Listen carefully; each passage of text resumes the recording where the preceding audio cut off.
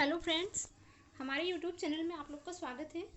दोस्तों, मैं हूं प्रियंका गुप्ता और हम लोग पढ़ रहे हैं सीटेट एग्ज़ाम 2020 के लिए। दोस्तों, हम सामाजिक विज्ञान में इतिहास और भूगोल पढ़ चुके हैं और आज हम पढ़ने जा रहे हैं नागरिक शास्त्र, जिसमें से हमारी आज की टॉपिक है विविधता, डाइवर्सिटी। इस टॉपिक से रिलेटेड हम कुछ इंपॉर्टेंट MCQs करेंगे, साथ ही साथ जो लास्ट ईयर के पूछे गए प्रश्न हैं उनको भी कर रहे हैं। तो चलिए हम देखते हैं। हमारा पहला क्वेश्चन है, विविधता के संदर्भ में निम्न कथनों पर विचार कीजिए। इसमें ए और बी दिया है, देखेंगे हम कौन सा सही है। ए है हमारा, विविधता का अर्थ मनुष्यों के बीच वंशानुगत आधार पर भाषाई, सांस्कृतिक एवं धार्मिक भिन्नता से है, सही है। बी है, विविधता भौगोलिक स्थिति से भी बढ़ती है, ये भी सही है। ए और बी दोनों सही है, तो हमारा ऑप्शन नंबर तीसरा सही हो जाएगा। ठीक। क्वेश्चन नंबर 2 है, निम्न कथनों पर विचार कीजिए। इसमें ए है, लद्दाख के क्षेत्र से होकर बौद्ध धर्म का प्रचार प्रसार तिब्बत के क्षेत्र में हुआ है, गलत है। बी है, लगभग 400 वर्ष पहले लद्दाख में इस्लाम धर्म का आगमन हुआ था, ये भी गलत है। हमारा ऑप्शन नंबर 4 सही हो जाएगा, ना ए सही है और ना बी सही है। ठीक। क्वेश्चन नंबर तीसरा देखेंगे। तीसरा है, भारत में विविधता में एकता के संदर्भ में निम्न कथनों पर विचार कीजिए। ए दिया है, भारत के लोगों ने ब्रिटिश शासन के विरुद्ध अपनी विविधता में एकता को प्रदर्शित करते हुए अपने अस्तित्व को बनाए रखा था, सही है।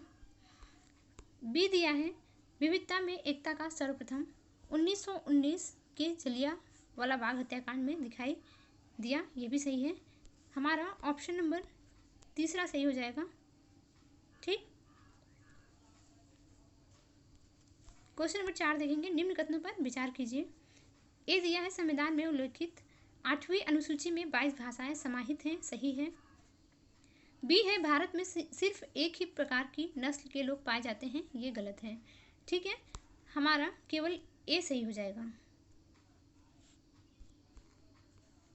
क्वेश्चन नंबर 5 देखेंगे, धार्मिक विविधता के संदर्भ में निम्न कथनों पर विचार कीजिए।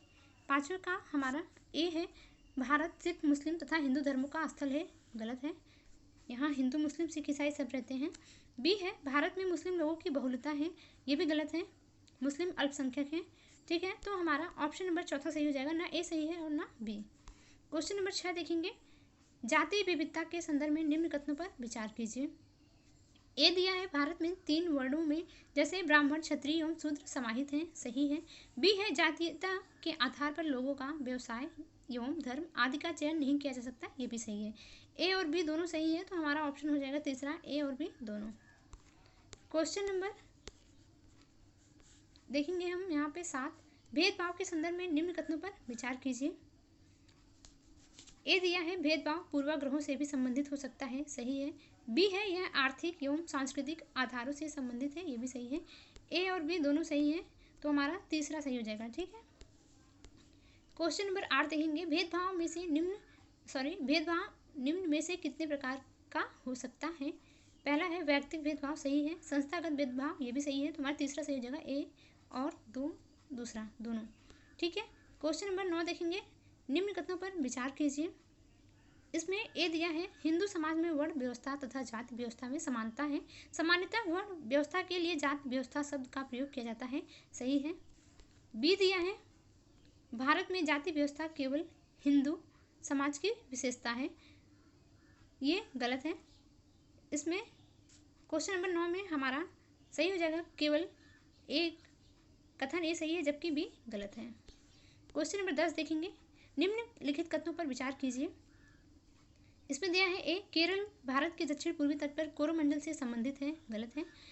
केरल के कोरोमंडल तट पर सर्दी का मौसम नहीं होता है, ये भी गलत है। क्वेश्चन नंबर 10 में हमारा चौथा सही हो जाएगा, ना ए सही है और ना बी सही है। क्वेश्चन नंबर 11 देखेंगे, बम्बई उच्च न्यायालय द्वारा हाजी अली दरगाह में महिलाओं के प्रवेश का अधिकार देना निम्न में से किस प्रकार का प्रयास है।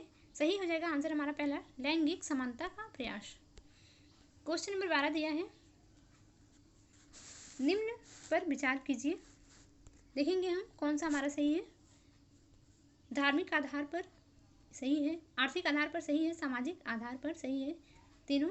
इसमें दिया है, उपरोक्त में से किन आधारों पर भारतीय समाज में भेदभाव देखा जा सकता है? तो हमारा तीनों के आधार पर भेदभाव देखा जा सकता है, तो हमारा ऑप्शन हो जाएगा ए बी सी तीनों सही। ठीक है, क्वेश्चन नंबर 13 देखेंगे, जो लास्ट ईयर के पेपर में पूछे गए प्रश्न है वो भी स्टार्ट हो चुके हैं। अगर आप लोग नहीं ध्यान से देख रहे हैं तो पहले वीडियो अच्छे से देखिएगा, जिससे कि आपके आने वाले पेपर में जो भी क्वेश्चन आए आप उसको आसानी से कर सकें। ठीक है, क्वेश्चन नंबर 13 में देखेंगे, दूसरा हमारा है कक्षा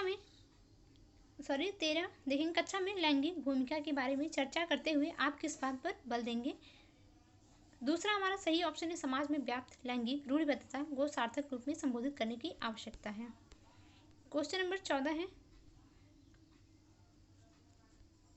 आदिवासियों को रंग बिरंगे कपड़े पहनने, सिर पर मुकुट लगाए और नाचते गाते हुए एक रूढ़िबद्ध रूप में प्रदर्शित करने के लिए परिणाम स्वरूप प्रायः।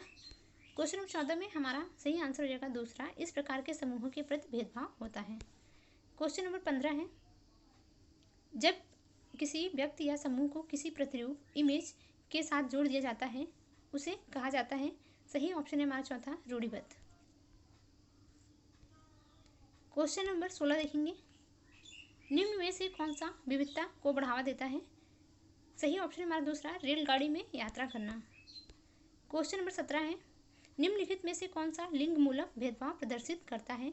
17 में सही आंसर है हमारा दूसरा, लड़कियां केवल घर के कामकाज कर सकती हैं। ठीक, क्वेश्चन नंबर 18 है, क्वेश्चन नंबर 18 देखेंगे, दलित और आदिवासी लड़कियों द्वारा स्कूल छोड़ने की दर सबसे अधिक है। 18 का सही आंसर है हमारा चौथा, गरीबी और सामाजिक भेदभाव के कारण। क्वेश्चन नंबर 19 देखेंगे, भारत में असमानता का मुख्य कारण क्या है? सही ऑप्शन है हमारा तीसरा, गरीबी।